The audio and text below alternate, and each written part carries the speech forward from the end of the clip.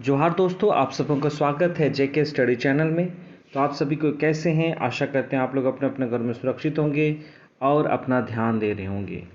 तो आज का जो वीडियो है वो है आपका किले और राजप्रासाद से संबंधित, मतलब झारखंड के इतिहास से संबंधित है आज का वीडियो। और झारखंड में जितने भी प्राचीन ऐतिहासिक किले हैं उनसे संबंधित है आज का ये वीडियो। तो इसमें आज हम जानेंगे झारखंड के हर एक किलों के बारे में, और ये किला कहाँ है, इसकी स्थापना कब हुई, किसके द्वारा कराया गया, इन सारी बातों को आज हम लोग डिस्कस करेंगे। तो ये आज का जो वीडियो है वो आपका पीडीएफ के माध्यम से है। तो चलिए शुरू करते हैं बिना किसी देरी के। तो सबसे पहले हम लोग आज देखेंगे तिलमी का किला। ठीक है, तिलमी का किला कहाँ है? यह किली खूंटी जिले के कर्रा प्रखंड के तिलमी नामक गांव में स्थित है, और इसलिए गांव के नाम पे इस किला का नाम रखा गया तिलमी किला। और इस किले का जो निर्माण कराया गया है वो 1737 ईस्वी में अकबर ठाकुर के द्वारा कराया गया है। फिर आता है विश्रामपुर किला, जो आपका पलामू में स्थित है। यह जो किला है चेरो राजवंश से संबंधित है, और विश्रामपुर के राजा तड़वन के द्वारा इस किले का निर्माण कराया गया था। और किले के निकट एक मंदिर भी है। मंदिर और किले के निर्माण में लगभग 9 वर्ष का समय लगा है, ऐसा कहना है। उसके बाद अगला है रोहिले का किला, जो आपका पलामू में ही स्थित है। रोहिले का किला जो पलामू के जपला के पास अलीनगर के पास स्थित है। इस किले का जो निर्माण है रोहिला के सरदार मुजफ्फर खान के द्वारा कराया गया था। और ये जो किला है उसको आप अगर देखते हैं तो इसका आकार के बारे में अगर पूछा जाता है तो वो त्रिभुजाकार होगा।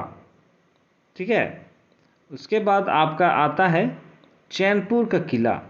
चैनपुर नाम से आप ये कंफ्यूज मत होइएगा कि ये गुमला में है। ये आपका चैनपुर का किला है आपका पलामू में।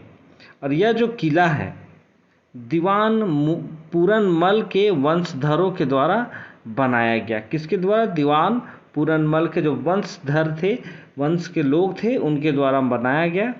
और यह जो किला है मेदिनीनगर में जो कोयल नदी के तट पर उन लोगों के द्वारा एक अन्य स्मारक भी बनवाया गया जिसका नाम चैनपुर बंगला रखा गया। ठीक है, अगला है बादम का किला।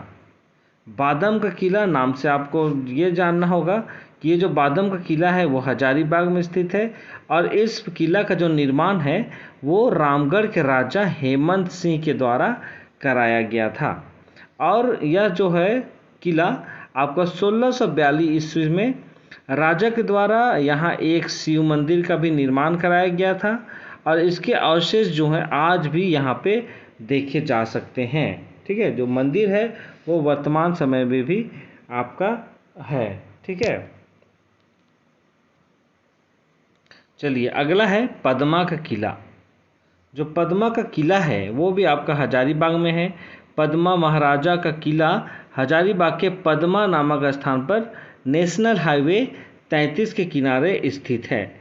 पद्मा नामक एक गांव है, जगह है हजारीबाग में, जो नेशनल हाईवे 33 के किनारे में स्थित है। और यह किले का जो सरदार है, मतलब माफ़ कीजिएगा, इस किले को सरकार ने पुलिस प्रशिक्षण केंद्र के रूप में इसका इस्तेमाल भी किया जाता है वर्तमान समय में। ठीक है, चलिए आगे हम लोग देखेंगे।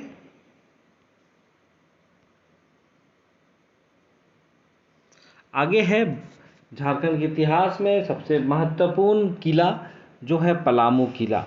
और यह जो पलामू किला है वर्तमान में लातेहार जिला में स्थित है।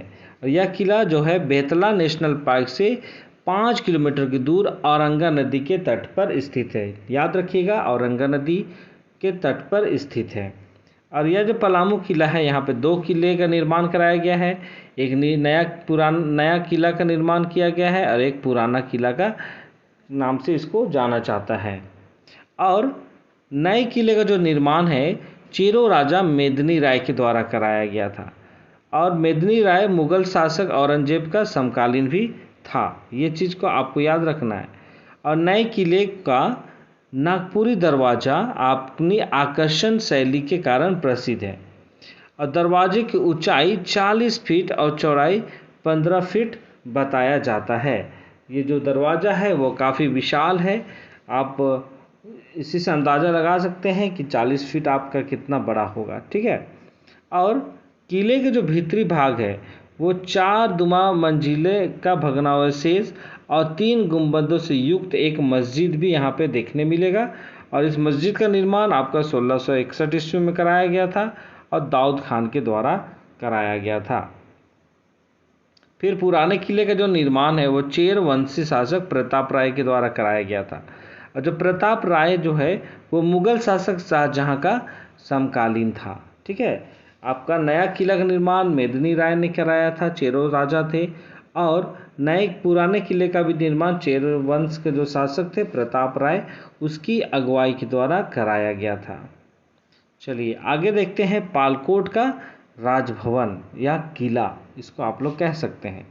जो पालकोट है आपका वो नागवंशी साम्राज्य से संबंधित है और नागवंशी शासक जो थे यदुनाथ शाह, उन्होंने पालकोट को अपनी राजधानी के रूप में स्थापित किया था और यहीं पर उसने राजभवन का भी निर्माण कराया था। यहाँ उन्होंने अनेक राजभवन या मंदिर का निर्माण कराया। और ये जो पालकोट राजभवन जो है आपका गुमला जिला का जो मुख्यालय है वहाँ से 25 किलोमीटर की दूरी पर नेशनल 23 गुमला सिमडेगा मार्ग पर स्थित है। तो यह जो किला है आपका झारखंड के इतिहास में काफ़ी महत्वपूर्ण स्थान है, क्योंकि छोटा नागपुर का जो सबसे शक्तिशाली साम्राज्य था नागवंशी साम्राज्य, उसकी भी एक ये राजधानी के रूप में काम किया था। चलिए अब आगे हम लोग देखते हैं नागफेनी का राजमहल, ठीक है, जो गुमला जिला में ही स्थित है। जो गुमला क्या जो ये सीसे प्रखंड नाम का जगह है और वहीं पे ये नागफेनी नाम का गांव है। और जो नागफेनी नाम का जो गांव है वहीं पे आप राजमहल को देख सकते हैं, जो वर्तमान समय में जो टूटी फूटी दीवारें वहाँ पे देखने को मिलती है। और पुरातात्विक दृष्टि से जो इस राजमहल का जो डेटिंग निकाला गया वो आपका 1704 ईस्वी माना गया है, ठीक है, इसका डेटिंग के आधार पे। और दीवारों पर एक आलेख भी मिला है जो पत्थर पर एक राजा और उसकी 7 रानियों तथा एक कुत्ते का चित्र बना हुआ है। इसे नागों का शहर भी कहा जाता है। किसे? नागफेनी का राजमहल को या फिर नागफेनी को नागों का शहर भी कहा जाता है। चलिए अब हम लोग देखेंगे रातू महाराज का किला, जो आपका नागवंशी का शासक का एक राजधानी था, ये और आखिरी राजधानी था। और वहाँ के जो वर्तमान समय में अगर आप उस जाएंगे तो वो काफ़ी मेंटेन आपको नज़र आएगा। जो किला है रातू महल जो है वो वर्तमान समय में काफ़ी अपडेट आपको यहाँ पे नज़र आएगा, ठीक है। और उसका जो कंडीशन है वो भी बहुत ही अच्छा है, मेंटेन है। चलिए अगला है रामगढ़ का किला। जो रामगढ़ का किला है, रामगढ़ का नाम से ही पता चलता है ये रामगढ़ में स्थित है। और इस किले का जो निर्माण है वो सब्बल राय के द्वारा कराया गया था। और इस किले पर मुगल शैली का स्पष्ट झलक यहाँ पे आप देख सकते हैं। वहाँ का जो आर्किटेक्चर है वो मुगल शैली के से मिलता जुलता आपको नज़र आएगा, ठीक है। चलिए आगे है किसानगढ़ का किला, जो आपका पश्चिमी सिंहभूम में है। और यह किला चाईबासा से दक्षिण पूर्व किसानगढ़ नामक स्थान है, वहीं पे यह स्थित है। और वर्तमान समय में इसकी स्थिति अच्छी नहीं है और यह जो किला है अब एक टीला का रूप में भी ले लिया है, मतलब स्थिति अब खत्म होता दिखाई दे रहा है। और उसके बाद है जगन्नाथ का किला, जो पश्चिमी सिंहभूम से संबंधित है। या किला जो है पश्चिम सिंहभूम के जगन्नाथपुर नामक जगह पर स्थित है।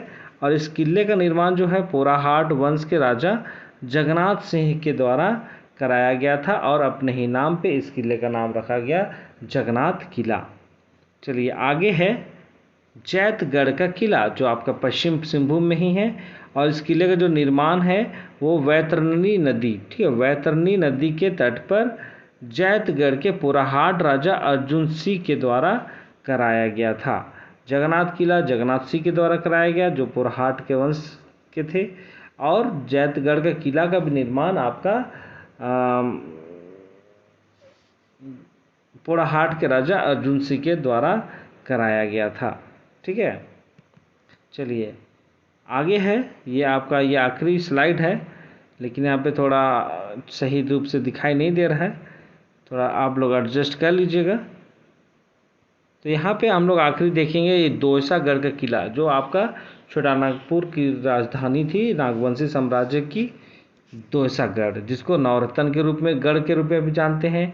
और यह गुमला जिला में स्थित है और गुमला जिले के नगर ग्राम के निकट ही स्थित है। ठीक है, आज से लगभग 450 वर्ष पहले यह नागवंशी राजा की राजधानी कहलाती थी। इतिहासकारों के मानेंगे तो ये जो दोयसागढ़ है वो 5 मंजिला महल हुआ करता था और प्रत्येक मंजिल में 9-9 कमरे थे। रांची गजेटियर के आधार पर इसकी पुष्टि करता है, लेकिन दंत कथा में यह 9 तल्ला कहा गया है, जिसमें 6 तल्ले जमीन पे धंस चुके हैं। लेकिन वर्तमान समय में ASI के माध्यम से, मतलब आर्कियोलॉजी सर्वे ऑफ इंडिया के माध्यम से वहाँ खुदाई की जा रही है और फिर से गढ़े हुए जो हमारा इतिहास है उसको यहाँ पे खोजने का काम किया जा रहा है, जो आपके झारखंड के इतिहास के लिए काफ़ी महत्वपूर्ण रहता है। ठीक है, तो चलिए इसी के साथ आज की इस वीडियो को मैं यहीं पे समाप्त करता हूँ।